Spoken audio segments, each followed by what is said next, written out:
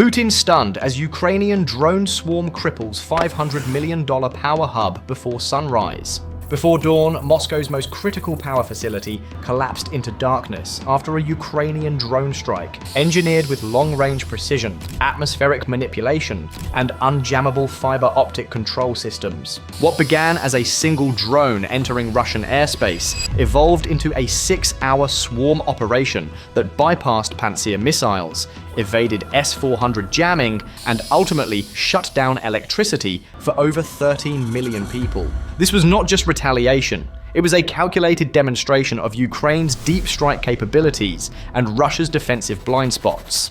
To understand how this blackout unfolded minute by minute, the sequence returns to where the operation began, where it inflicted over $500 million in assessed damage.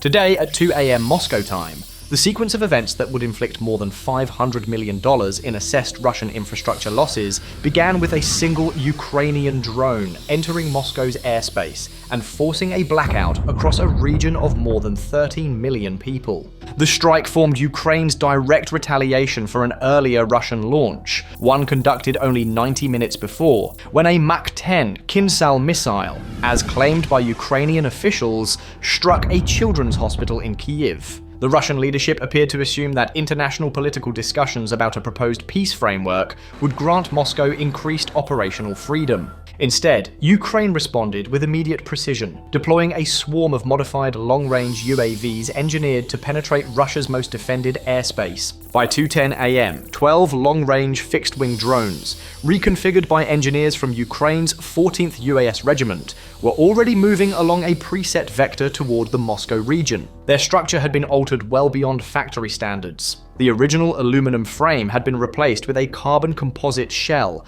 that reduced weight by more than 20%, allowing the installation of extended fuel reservoirs. These changes pushed the drone's operational range to approximately 1,000 miles, enabling a direct approach to the Shatura power station, a facility responsible for delivering more than 10% of the regional grid's electrical output and generating more than $500 million annually for Russia's state revenue streams. From Ukraine's perspective, this target represented a dual-use infrastructure node supporting both civilian and military logistics. At 3:30 a.m., 90 minutes into the flight, the swarm descended to an altitude of roughly 200 feet above the Black Sea surface. This low-altitude approach was designed to exploit the radar horizon, staying beneath the detection angles of coastal surveillance systems positioned along the Crimean Peninsula. Instead of following a linear route, which modern radars can easily track, the Ukrainian operator directed the drones through irregular heading and altitude shifts based on an adaptive algorithm derived from open-source swarm robotics research. The approach increased energy expenditure but reduced predictability. To Russian air defense tracking software, the swarm's pattern resembled environmental noise rather than an organized strike package. During this leg of the mission, the drones executed a maneuver intended to dilute radar returns. The formation split into 3 groups consisting of 8 strike drones and 4 decoys. The decoys carried no explosives. Instead, each contained 60 acoustic and radar emitters, broadcasting signatures mimicking medium-sized birds. They also took advantage of a southern tailwind measuring approximately 20 miles per hour, using natural airflow to free ride through sections of the route while reducing radar visibility. In strategic terms, the 4 decoys served as expendable false positives aimed at absorbing Russian interceptors before the 8 armed drones approached the terminal phase. Minutes later, unexpected weather disrupted the formation. A strong crosswind, unaccounted for in the local forecast, struck the swarm with enough torque to test the composite frames. One decoy drone suffered a structural failure when its starboard wing collapsed, sending it into the sea. The Ukrainian operator registered the loss, but continued the mission, assessing the trade-off between a decoy and the conservation of the remaining strike payload as acceptable within asymmetric warfare parameters. To Russian radar operators observing the disappearance, the missing contact appeared consistent with a bird succumbing to adverse weather. By 6 a.m., 4 hours into the operation, and roughly 100 miles from the target,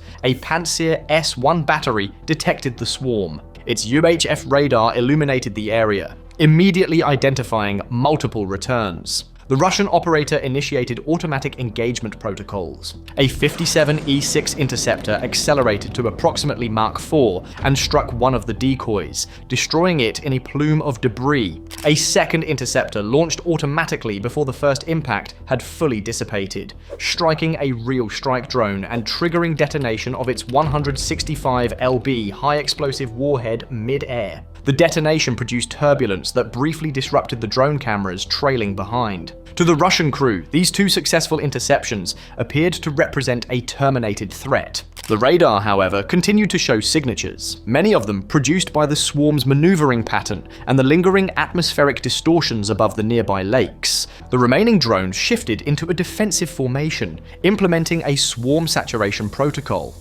This tactic forced the Pantsir's tracking system to process multiple weaving targets within a dense cluster of thermal and radar anomalies, including moisture rising from the lake's surface.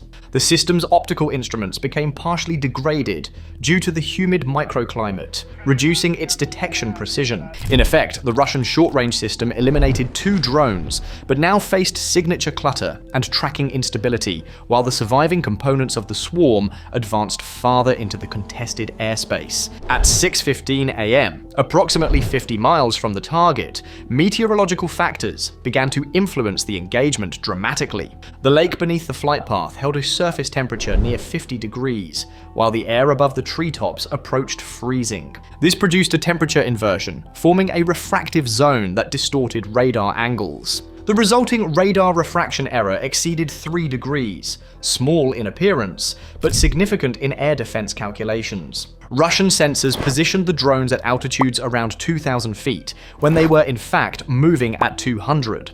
The Ukrainian operator exploited this misalignment, tightening the formation and using the Earth's curvature to remain below the radar horizon until the last possible ascent. When the swarm finally rose in a synchronized burst, the Pantsir's computer faced a sudden influx of targets, maneuvering unpredictably. Its processor, rated for high-volume tracking under optimal conditions, struggled with the non-linear patterns and environmental distortions. The Russian operator attempted to override automated settings, but the system's optics and radar struggled to present reliable targeting solutions. Moments later, the fragmented debris of a previously destroyed decoy introduced a new complication. Carried by winds over the lake, the chaff-infused smoke formed a dense cloud of particulate matter. One strike drone veered off course after its sensors misread the sudden obstruction. It clipped a power line tower, lost structural integrity, and crashed into the forest without detonating. The Ukrainian strike package was now reduced to 5 armed drones. Immediately afterward, Russia shifted from kinetic interception to electronic warfare. An S-400 battery near Kursk activated a Pol-21 jamming pod. This system generated broadband interference intended to disable satellite navigation and communication links across a 50-mile radius. The Ukrainian operator briefly lost telemetry and video feedback. To the Russian EDU officer, this moment represented a presumed cutoff of the drone's guidance capability. However, the Ukrainian system had been modified to counter such conditions. Each of the remaining drones carried a line-of-sight optical relay above the jamming field. When activated, the drones switched from radio-based communication to optical transmission. Because the link used a line-of-sight optical laser relay above the jamming field, rather than the electromagnetic spectrum, it remained immune to jamming. The Ukrainian operator regained high-quality video and command authority. The Russian EW system continued emitting interference, unaware of its diminished effectiveness. At 6:19 a.m., with 1 minute remaining until impact, the 5 surviving strike drones approached the Shatura power facility. The operator focused on the turbine hall ventilation zones, which provided a direct pathway to the mechanical core of the power generation infrastructure. On the ground, Russian defensive crews attempted manual fire with 30 mm cannons, despite sensor interference. The rounds impacted forested areas far from the correct vector. Radar continued to track echoes caused by thermal refraction, misrepresenting the drones' positions. At 6:20 a.m., the remaining drones made contact with turbine halls 3 and 4. The shaped charge warheads, each weighing approximately 165 lb, detonated on impact. Their copper liners collapsed under explosive force and produced high-velocity jets of molten metal traveling at extreme speed. The jets penetrated reinforced concrete before compromising the turbine housing. Inside, the sudden destabilization of rotors spinning at roughly 3,000 revolutions per minute triggered a cascading mechanical failure. Metal fragments struck high-pressure steam lines, lubrication conduits, and internal components, resulting in secondary explosions and rapidly expanding fires. Burning cooling oil ignited in the exposed hall, generating temperatures estimated to exceed 2,000 degrees Fahrenheit. Structural components failed in sequence, and the facility's roof partially collapsed. The electrical grid reacted within seconds. Protective breakers attempted to isolate the failing segment, but the overload propagated across adjacent substations. Eastern Moscow experienced widespread outages as systems tripped offline. Airports, transit hubs, and civilian infrastructure lost power simultaneously. For millions of residents, the blackout arrived without warning.